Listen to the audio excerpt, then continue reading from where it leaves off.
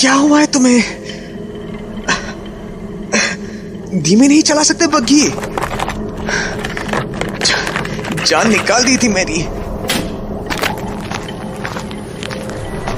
जान का क्या है ऐसा, अभी है अभी कोनी। क्या जान कभी भी जा सकती है, पर मैं इन भेड़ियों का खाना नहीं बनना चाहता, समझे तुम?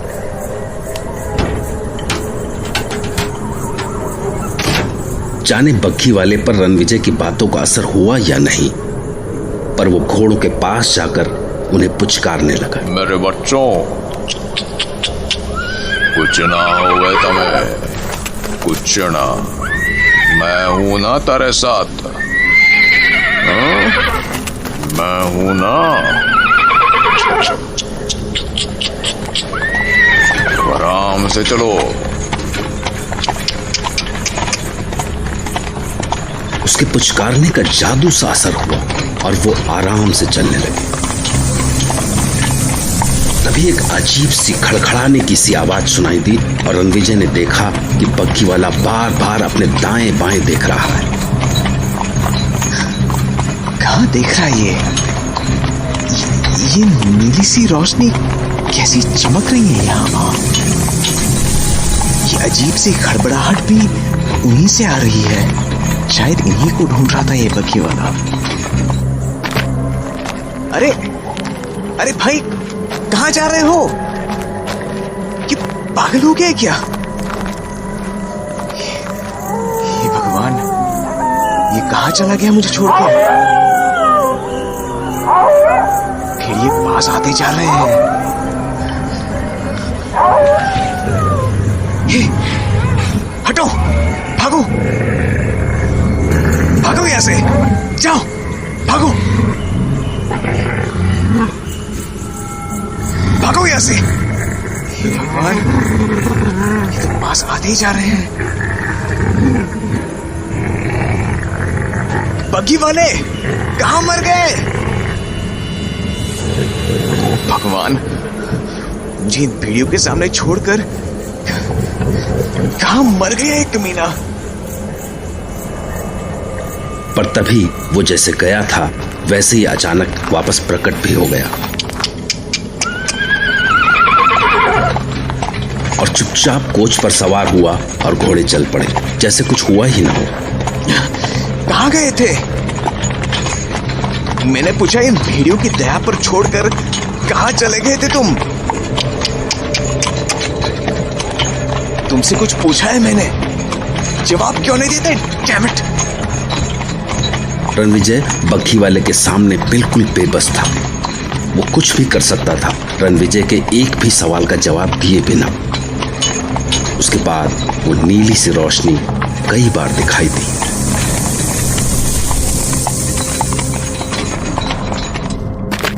और हर बार बग्घी वाला उन रोशनियों के पास जाता और उनके चारों ओर कुछ पत्थर के टुकड़े रखकर एक घेरा सा बनाता और वापस लौट आता। और एक बार तो जो हुआ उसने रणविजय को चक्कर में डाल दिया। एक नीली सी रोशनी पास में दिखी, बहुत पास।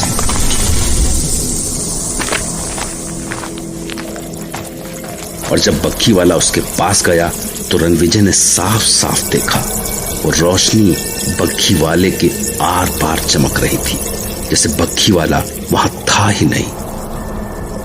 ये चक्कर क्या है? ये किस जगह फंस गया हूं मैं?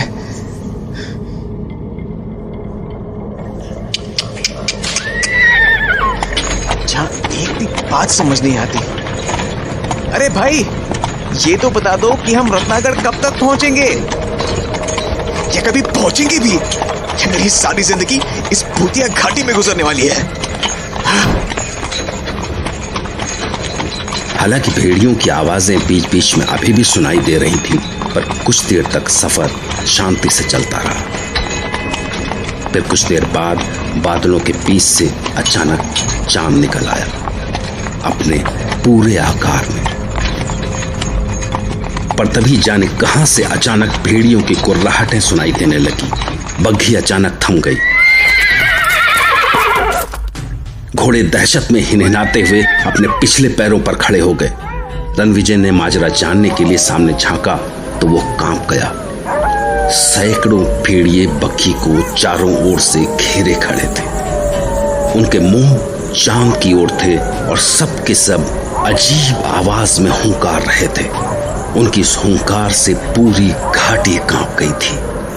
रणविजय के कानों के पास से पसीने की धार बह रही थी। लगा जैसे वो भेड़िए बग्घी पर टूट पड़ेंगे और सब कुछ खत्म। पर बग्घी वाले को तो जैसे कोई फर्क ही नहीं पड़ा। वो आराम से बग्घी से नीचे उतरा और भेड़ियों के बीच जाकर बड़बड़ाता हुआ ऐसे इशारे करने लगा जैसे वो सर्कस का रिंग मास्टर हो या जैसे वो रास्ते से प्रेत आत्माओं को हटा रहा हो। बस कुछ ही पल और भेड़िए जैसे अचानक आए थे वैसे ही लौट भी गए।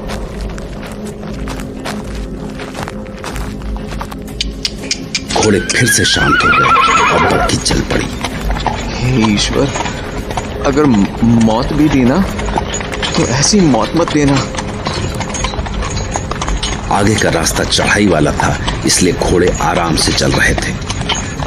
ऐसी भयानक यात्रा के बाद जब कुछ पल शांति के मिले तो रणविजय की आंख लग गई।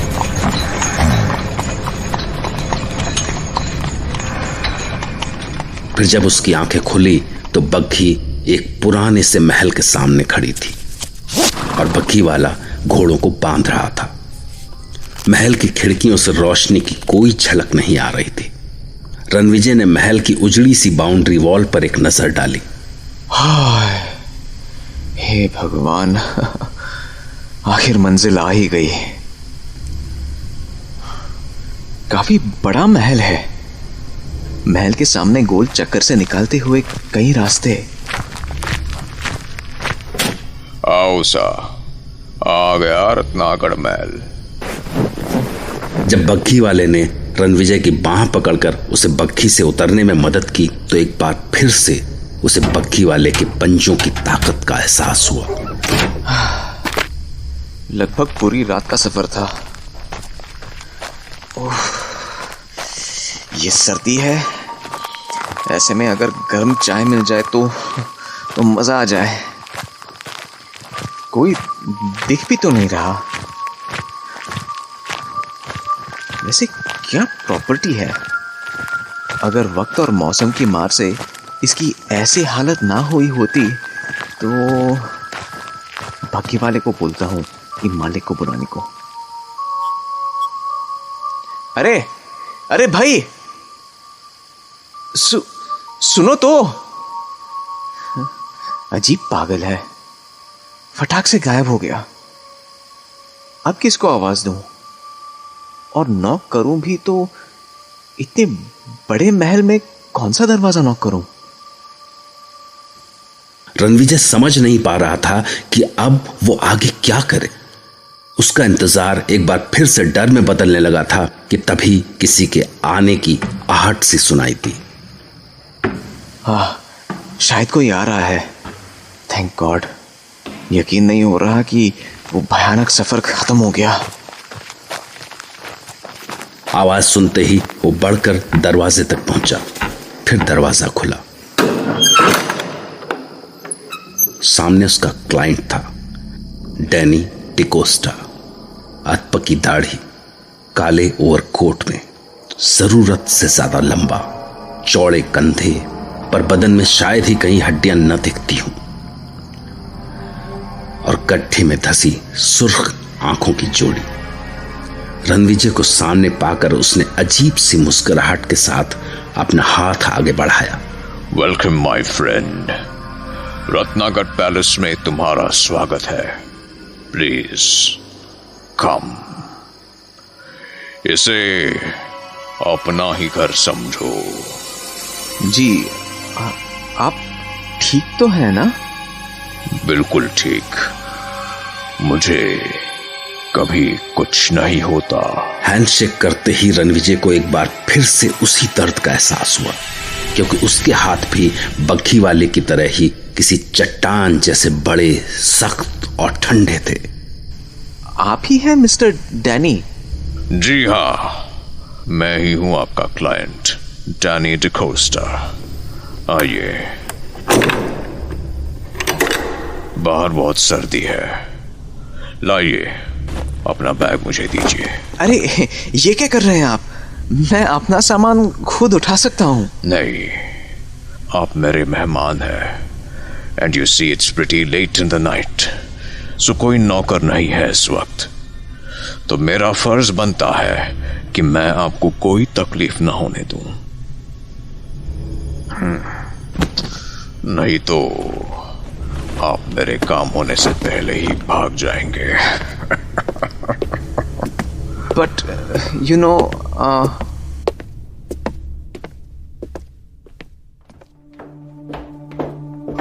Comfortable, isn't it?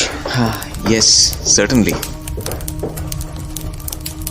ये फायरप्लेस इस रूम को कभी ठंडा नहीं होने देता। आप बैठिए, रुकिए, आपका कोट उतारने में आपकी हेल्प करता हूं। अरे आप feel at home my dear friend, feel at home.